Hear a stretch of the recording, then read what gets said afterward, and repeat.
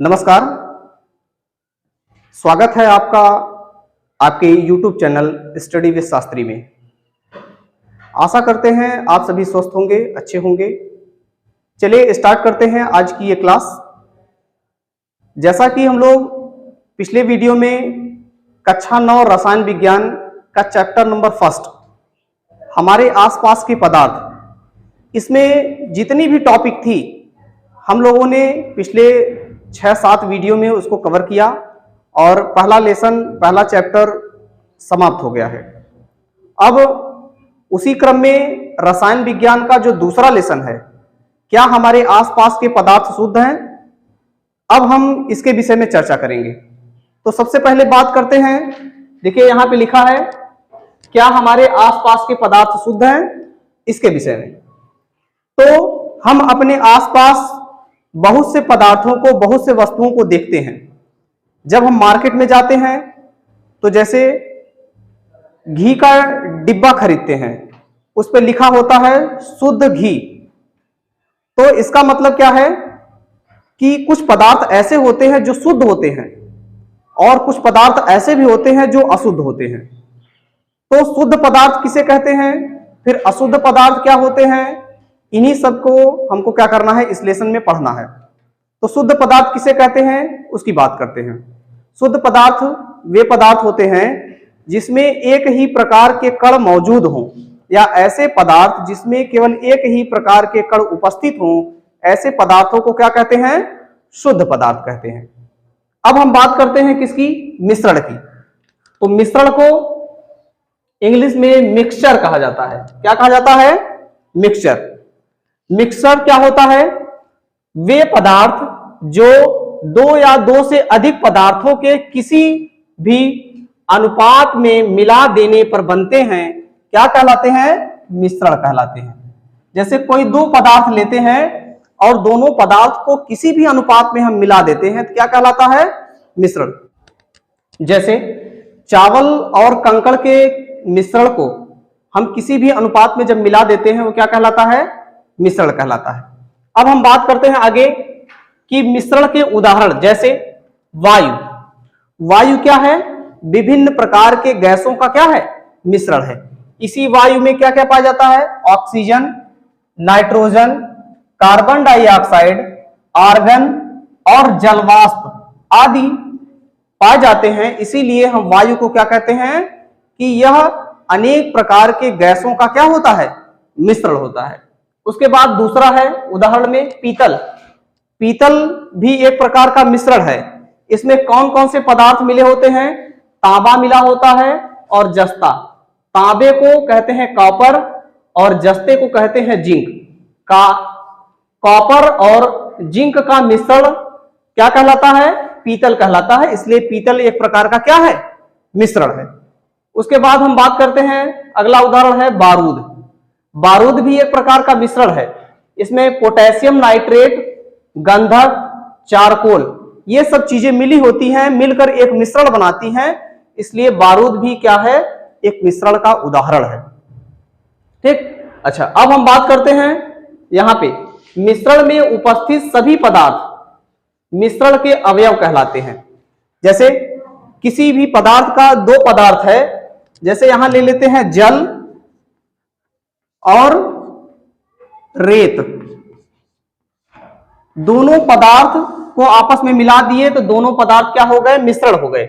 लेकिन ये दोनों पदार्थ जल और रेत, ये है मिश्रण के अवयव।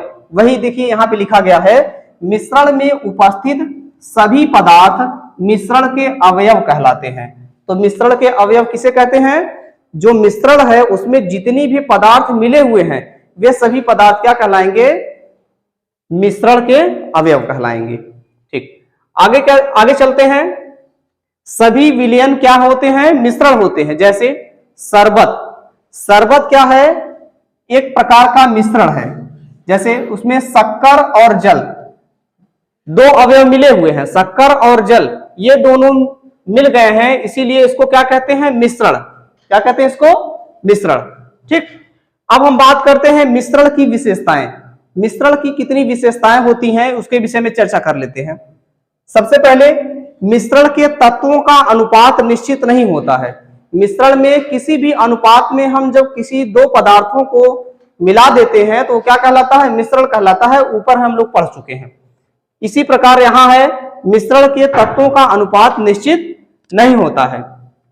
उसके बाद दूसरा है, मिश्रण में मूल पदार्थों के सभी गुण क्या होते हैं? विद्यमान होते हैं। जैसे एक मिश्रण है मिश्रण के अवयव है जल और रेत, ये दोनों मिलकर एक प्रकार का मिश्रण बनाएं, लेकिन मिश्रण में जितने भी पदार्थ मिले हुए हैं जल और रेत, इसका गुण भी उसमें रहेगा। मिश्रण में जल का भी गुण रहेगा और मिश्रण में रेत का भी गुण रहेगा। इसीलिए यहां लिखा है, मिश्रण में मूल पदार्थों के सभी गुण क्या होते हैं? विद्यमान होते हैं। जैसे जल और चीनी का मिश्रण, तो जल के जो गुण होंगे वो भी विद्यमान रहेंगे उसी मिश्रण में, चीनी के जो गुण रहेंगे वो भी विद्यमान रहेंगे उसी मिश्रण में। ठीक, अब तीसरा जो विशेषता है उसके विषय में चर्चा करते हैं। मिश्रण का कोई भी निश्चित गलनांक व क्वथनांक नहीं होता है। इसका क्या मतलब? मिश्रण का कोई निश्चित गलनांक व क्वथनांक नहीं होता है। इसमें कोई ऐसा निश्चित तापमान नहीं है जिस पर कोई वस्तु या कोई पदार्थ क्या हो, ठोस के रूप में आ जाए, और कोई भी ऐसा निश्चित तापमान नहीं है जिस पर कोई वस्तु क्या करे या कोई मिश्रण क्या करे, उबलना शुरू करे। ठीक है, इसीलिए लिखा है मिश्रण का कोई निश्चित गलनांक व क्वथनांक नहीं होता है। उसके बाद अगला है चौथा, अधिकांश मिश्रण कैसे होते हैं? विषमांगी होते हैं। उसके बाद लेकिन कुछ मिश्रण समांगी होते हैं, जैसे चीनी और नमक। चीनी और नमक को जब हम जल में जब घोल देते हैं तो ये दोनों क्या करते हैं? जल में एकदम से घुल जाते हैं, दिखते नहीं है। इसीलिए इसको बोला जाता है क्या? समांगी मिश्रण। क्या बोला जाता है? समांगी मिश्रण। अभी हम इसके नीचे बात करेंगे समांगी मिश्रण और विषमांगी मिश्रण के विषय में। ठीक, अगला है मिश्रण की विशेषता में लास्ट है, मिश्रण को मूल पदार्थों को या मिश्रण के मूल पदार्थों को साधारण भौतिक विधियों द्वारा अलग किया जा सकता है। जैसे मिश्रण में जितने भी पदार्थ विद्यमान हैं उनको साधारण भौतिक विधियों द्वारा क्या कर सकते हैं? अलग कर सकते हैं। जैसे ऊर्ध्वपातन की क्रिया के द्वारा अलग कर सकते हैं, और आसवन विधि द्वारा, वाष्पन विधि द्वारा, और चुंबक की विधि के द्वारा, और छनन विधि के द्वारा। इन सभी विधियों के द्वारा हम क्या कर सकते हैं? मिश्रण में उपस्थित अवयव को अलग कर सकते हैं। अब हम बात करते हैं मिश्रण के प्रकार के। ठीक, तो मिश्रण मुख्यतः कितने प्रकार के? मिश्रण मुख्यतः दो प्रकार के होते हैं। पहला होता है समांगी मिश्रण, दूसरा होता है विषमांगी मिश्रण। समांगी मिश्रण वही होता है जैसे कोई दो पदार्थ आपस में एकदम घुल मिल जाए, ठीक, उसे क्या कहते हैं? समांगी मिश्रण। विषमांगी मिश्रण क्या होता है? ऐसे मिश्रण जो पदार्थ आपस में एकदम अच्छे से घुले मिले न, उसको क्या कहते हैं? विषमांगी मिश्रण। यहां पे देख लेते हैं समांगी मिश्रण, वह मिश्रण जिसके प्रत्येक भाग का गुणधर्म समान हो, वह पदार्थ या वह मिश्रण क्या कहलाता है? समांगी मिश्रण कहलाता है। इनके अवयवों को अलग अलग रूप में देखा नहीं जा सकता, जैसे नमक या चीनी। नमक या जब चीनी को हम जब जल में मिलाते हैं तो क्या हम नमक और चीनी को अलग अलग देख सकते हैं? नहीं देख सकते हैं। या जल में हम नमक की मात्रा को देख सकते हैं, नमक के कण को देख सकते हैं? नहीं देख सकते। इसीलिए यहां पे लिखा है कि इनके अवयवों को अलग अलग रूप में नहीं देखा जा सकता है। यह एक प्रकार का क्या है? समांगी मिश्रण है। समांगी मिश्रण में जो अवयव होते हैं, मिश्रण के जो अवयव होते हैं, उनको अलग अलग नहीं देखा जा सकता है। लेकिन विषमांगी मिश्रण में मिश्रण के जो अवयव होते हैं उनको अलग अलग रूप में देखा जा सकता है। यही देखिए विषमांगी मिश्रण की परिभाषा, वह मिश्रण जिसका प्रत्येक भाग एक समान नहीं होता विषमांगी मिश्रण कहलाता है। इसकी संरचना एक समान नहीं होती, इसकी संरचना एक समान नहीं होती है। इसमें विभिन्न अवयवों की सीमाओं को अलग अलग रूप में देखा जा सकता है। जैसे जल और रेत का, जैसे हमने यहां बताया, जल और रेत के मिश्रण में हम जल को भी अलग देख सकते हैं और रेत को भी क्या करते हैं? अलग देख सकते हैं। इसीलिए जल और रेत का जो मिश्रण है वो किस प्रकार का मिश्रण है? विषमांगी मिश्रण है।